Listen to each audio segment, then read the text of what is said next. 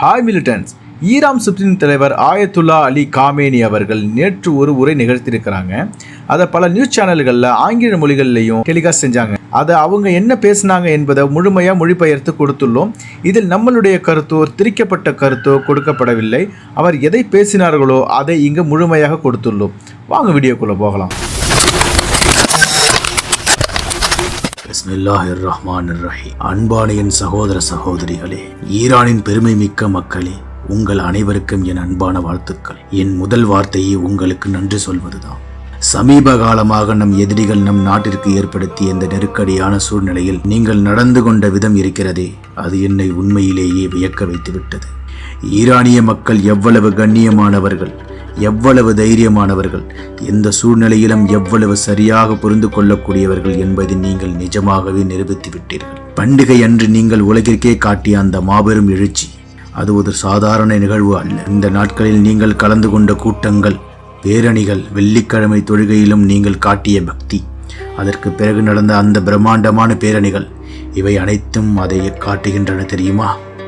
உங்கள் பகுத்தறிவின் வலிமையையும் உங்கள் ஆன்மீக பலத்தையும் தான். அதே சமயம் நம் மக்களின் துணிச்சலையும் எந்த ஒரு சூழ்நிலையையும் சரியாக எடை போடும் திறனையும் இவை அப்பட்டமாக காட்டுகின்றன.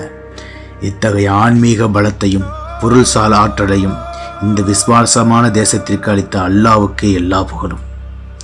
இங்கு ஒரு விஷயத்தை நான் உங்களிடம் பகிர்ந்து கொள்ள விரும்புகிறேன். நம் எதிரி நம்மை தாக்கிய போது ஒரு பெண் தொலைக்காட்சி தொகுப்பாளர் என்ன செய்தார் தெரியுமா? அவர் தைரியமாக அல்லாஹு அக்பர் என்று சத்தமாக சொல்லி நம் தேசத்தின் வலிமையை உலகிற்கே காட்டினார். அது எவ்வளவு அழகான ஆழமான அர்த்தமுள்ள செயல்.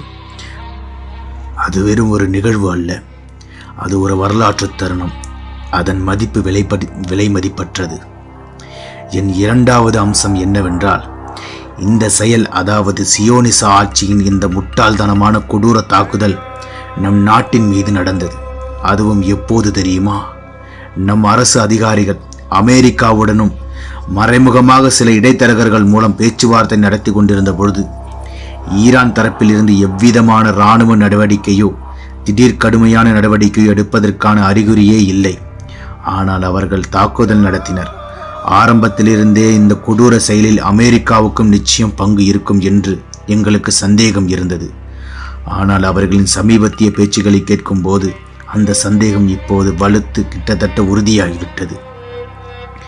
ஈரானிய தேசம் எக்காலத்திலும் திணிக்கப்படும் எந்த ஒரு போருக்கும் எதிராக உறுதியாக நிற்கும். எப்போதும் அப்படித்தான்.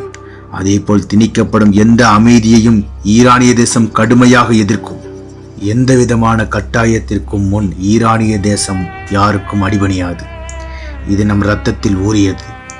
எனவே என் தேசத்து அறிஞர்களிடமும் பேச்சாளர்களிடமும் எழுத்தாளர்களிடம், குறிப்பாக உலக மக்கள் மத்தியில் செல்வாக்கு உள்ளவர்களிடமும் நான் ஒரு வேண்டுகோள் விடுக்கிறேன். இந்த கருத்துக்களை, இந்த உண்மைகளை உங்கள் மக்களுக்கு தெளிவாக விளக்கமாக புரியும்படி சொல்லுங்கள். எதிரிகள் தங்கள் பொய் பிரச்சாரங்களால், ஏமாற்று வேலைகளால் உண்மையை மறைக்க ஒருபோதும் அனுமதிக்காதீர்கள். இந்த சியோனிச எதிரி ஒரு மிகப்பெரிய தவறை செய்துவிட்டான். ஒரு மோசமான குற்றத்தை செய்திருக்கிறான்.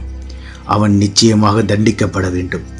நல்ல செய்தி என்னவென்றால், அவன் ஏற்கனவே தண்டிக்கப்பட்டு வருகிறான். ஆம், இப்போதே அவன் தண்டிக்கப்பட்டு வருகிறான்.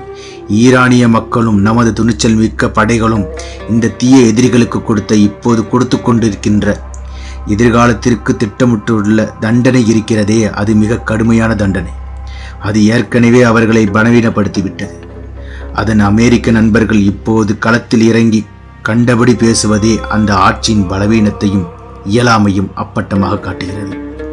கடைசி விஷயம் என்னவென்றால், அமெரிக்க அதிபர் சமீபத்தில் நம்மை மிரட்டத் தொடங்கியுள்ளார். அவர் நம்மை மிரட்டுவது மட்டுமல்லாமல் ஈரானிய மக்கள் அவரிடம் சரணடைய வேண்டும் என்று அபத்தமான கேலிக்குரிய வார்த்தைகளில் வெளிப்படையாக கேட்கிறார். ஒரு மனிதர் இப்படி பேசுவதை கேட்கும்போது உண்மையிலேயே ஆச்சரியமாக இருக்கிறது. முதலில் அவர்கள் யாரை மிரட்ட வேண்டும்? அச்சுறுத்தலுக்கு பயப்படவர்களைத்தான் மிரட்ட வேண்டும். ஈரானிய தேசம் அத்தகைய மிரட்டல்களுக்கு ஒருபோதும் அஞ்சாது. குர்ஆனில் அல்லாஹு தஆலா சொல்கிறான், பலவீனமடையாதீர்கள், துக்கப்படவும் வேண்டாம், நீங்கள் நம்பிக்கையுடன் இருந்தால் உங்களுக்கு மேலதிகாரம் கிடைக்கும். குர்ஆன் 3:139 சொல்லப்பட்டுள்ளது. ஈரானிய தேசம் இதை முழுமையாக நம்புகிறது. மிரட்டல்கள் ஈரானிய மக்களின் நடத்தை அல்லது மனநிலையை ஒருபோதும் பாதிக்காது. இரண்டாவதாக, ஈரானிய தேசம் சரணடைய சொல்வது புத்திசாலித்தனம் அல்ல. ஈரானிய மக்களை மற்றும் ஈரானின் வரலாற்றை அறிந்த எந்த ஒரு புத்திசாலியான மனிதனும் ஒருபோதும் இத்தகைய வார்த்தைகளை உச்சரிக்க மாட்டான். ஈரானிய தேசம் எதற்கும் சரணடைய வேண்டும். ஈரானிய தேசம் சரணடையும் தேசம் அல்ல. நாம் யாரையும் தாக்கவில்லை. ஆனால் யாராவது நம்மை தாக்கினால் அதை ஒருபோதும் பொறுத்து கொள்ள மாட்டோம். யாராலும் ஏற்படும் தாக்குதல்களுக்கு நாம் ஒருபோதும் சரணடைய மாட்டோம். இதுதான் ஈரானிய தேசத்தின் அடிப்படை கொள்கை. இதுதான் ஈரானிய தேசத்தின் மன உறுதி. நான் சொல்வது உங்களுக்கு புரிகிறதா? இது உங்களுக்கு பயனுள்ளதாக இருக்கும் என்று நான் நம்புகிறேன். நேற்று கமேனி அவர்கள் பேசினதை இங்கே முழுசாக நம்ம மொழிபெயர்த்து கொடுத்துருக்கோம். வீடியோ பிடிச்சிருந்தா லைக் பண்ணுங்கள், கமெண்ட் பண்ணுங்கள், மறக்காமல் சப்ஸ்கிரைப் பண்ணுங்கள்.